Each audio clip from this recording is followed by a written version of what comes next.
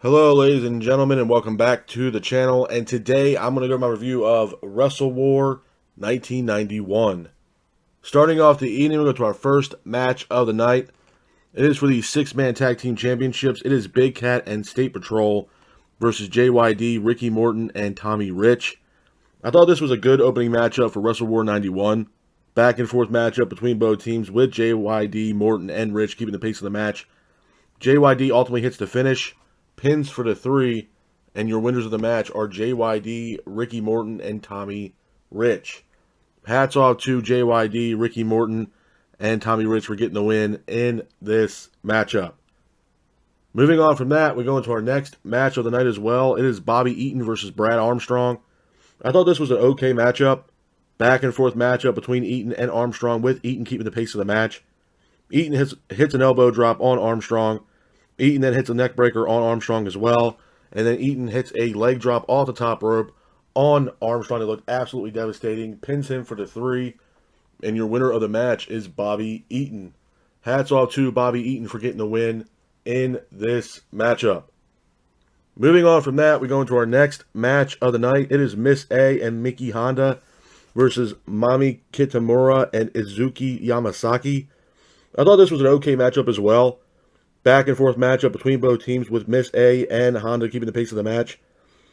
But Yamasaki ultimately hits a roll-up, pins for the 3, and your winners of the match are Mami Kitamura and Izuki Yamasaki. Hats off to Mami Kitamura and Izuki Yamasaki for getting the win in that matchup.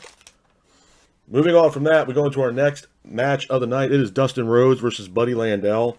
I thought this was a relatively good matchup. Back and forth matchup between Rhodes and Landel, with Rhodes keeping the pace of the match.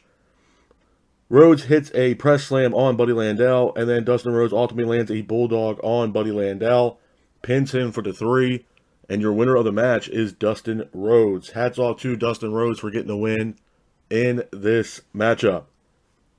Moving on from that, we go into our next match of the night as well. It is the Royal Family versus the Young Pistols. I thought it was an okay match. Back and forth matchup between both teams, with the Royal Family keeping the pace of the match. The lights end up going out in the match, but I thought was kind of ridiculous. Royal Family then goes for a double suplex on Smothers. Armstrong then hits a drop kick on the Royal Family, pins for the 3, and your winners of the match are the Young Pistols. Hats off to the Young Pistols for getting the win in this matchup. Moving on from that, we go into our next match of the night as well. It is Terry Taylor versus the Z-Man. I thought this was an okay matchup. Back and forth matchup between Taylor and the Z-Man, with the Z-Man keeping the pace of the match. Z-Man and Taylor both exchange in the middle of the ring. Taylor then hits a knee drop on Z-Man. Z-Man then gets up, hits a power slam on Terry Taylor, but Taylor ultimately hits a roll-up, pins for the 3, and your winner of the match is Terry Taylor. Hats off to Terry Taylor for getting the win in this matchup. Moving on from that, we go into our next match of the night. It is Vader versus Stan Hansen. I thought this was a great match. Back and forth matchup between Vader and Hansen, with Hansen keeping the pace of the match. Vader hits an elbow drop on Hansen. Hansen and Vader both exchange on the outside, but the referee ultimately calls this match a disqualification because both of them got counted out. But I will say about this matchup is, number one, it was a great match. Even though it wasn't a concrete winner in this matchup and both of them got disqualified, both Vader and Stan Hansen had a great rivalry in All Japan Pro Wrestling. And to have this in WCW at that time, I mean, even in this matchup, man, both Vader and Stan Hansen were giving it all in this matchup, man. You could tell that there was a little bit of a beef between Stan Hansen and Vader. And I wish we got a concrete, winner in this matchup, but unfortunately we did not. And this match ended up ending in a double disqualification. Moving on from that, we go into our next match of the night as well. It is Lex Luger versus Dan Spivey for the WCW United States Heavyweight Championship. I thought this was a good matchup. Back and forth matchup between Lex and Dan Spivey, with Lex keeping the pace of the match. Dan Spivey hits a pile driver on Lex in the middle of the ring. Spivey then hits an elbow drop off the top rope on Lex. Dan then hits a pile driver on Lex Luger again for a near fall. Lex gets up, hits a power slam on Dan Spivey. Lex and Dan Spivey both exchange in the middle of the ring, but Lex ultimately hits a roll-up on Dan Spivey, pins him for the 3, and your winner of that match, and at that time still WCW United States Heavyweight Champion is Lex Luger. Hats off to Lex Luger for getting the win in this matchup. Moving on from that, we go into our next match of the night. It's for the WCW Tag Team Championships. It is Doom versus the Freebirds. I thought this was a good match. Back and forth matchup between Doom and the Freebirds, with Michael Hayes landing a devastating bulldog on Ron Simmons. Ron gets up, hits a power slam. Then Butch Reed ends up hitting a press slam as well.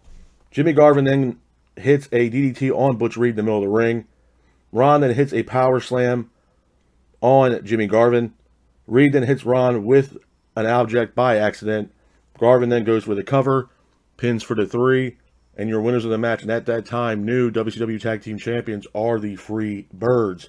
After the match, though, both Teddy Long and Butch Reed end up attacking Ron Simmons, and it looks like Doom is eventually going to split up as a tag team. But hats off to the Freebirds for getting the win in that match, and at that time becoming the new WCW Tag Team Champions. Moving on from that, we go into our next match of the night. It is the main event of Wrestle War 1991. It is the War Games matchup. It is Ric Flair and Barry Windham and Larry Zbyszko, as well as Sid Vicious versus Brian Pillman, Sting, and the Steiner Brothers. Number one, I thought this was a great match. I love the concept of the War Games. Absolutely fantastic match that's still being used to this day. Back and forth matchup between both teams. Both Windham and Pillman both started this matchup for both of their respective teams.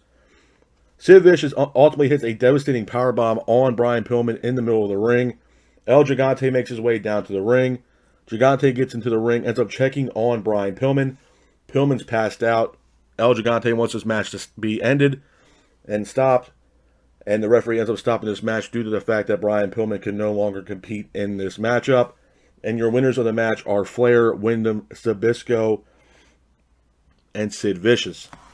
Couple of things I'm going to say about Wrestle War 91, man, before I get out of here. This was a solid event. I mean, I'm not going to sit here and say this was the best event I've ever seen for WCW. I'm not going to say that. The opening matchup, it was okay. I didn't really understand the concept of the six-man tag team championships. If I'm not mistaken, I don't remember ever WCW having a six-man tag team championships. I mean, obviously they did at one point, but I think it was a one-off. So the opening matchup, it was all right. It wasn't the greatest. Bobby Eaton versus Brad Armstrong. It was an okay matchup, man. I feel like Bobby Eaton was trying to do whatever he can to carry the match. The other matches as well. Lex Luger versus Dan Spivey for the NWA or WCW United States Heavyweight Championship. Really good matchup. The other match, too, for me, that I thought would be really good, even though we didn't get a concrete finish, was Vader versus Stan Hansen. Like I stated earlier, man, you know, the rivalry between Vader and Stan Hansen stemmed all the way back from their time in All Japan Pro Wrestling. And to see that, you know, rivalry go into WCW, I mean, it looked like they, you know, were pretty much going from what they did in All Japan Pro Wrestling right into WCW and kept the same momentum, man. I mean, this match ended up ending in a double disqualification. And I kind of wish we got a concrete winner in this match. Dustin Rhodes versus Buddy Landel as well was also a really good matchup. But obviously the main event, I mean, War Games, I mean, that match is synonymous in professional wrestling. You had the double cage, team versus team. I mean, like I said, it's still being used to this day. WWE has used it. AEW is using it as well. So the War Games matchup and how that's created and how that, you know, how that goes down, people are still using that matchup till this day, man. So, but as far as me giving a rating for Wrestle War from a 1 out of 10, man, I'm going to give Wrestle War 1991 a solid 5.5 at best, man. Like I said, wasn't the worst WCW pay-per-view I've ever seen, but it damn sure was not the best. But I'm going to have to give Wrestle War 1991 a solid 5.5 at best. But this is my review of Wrestle War 1991. I hope you guys are out there staying safe. Be careful. And remember, stay classic. Peace.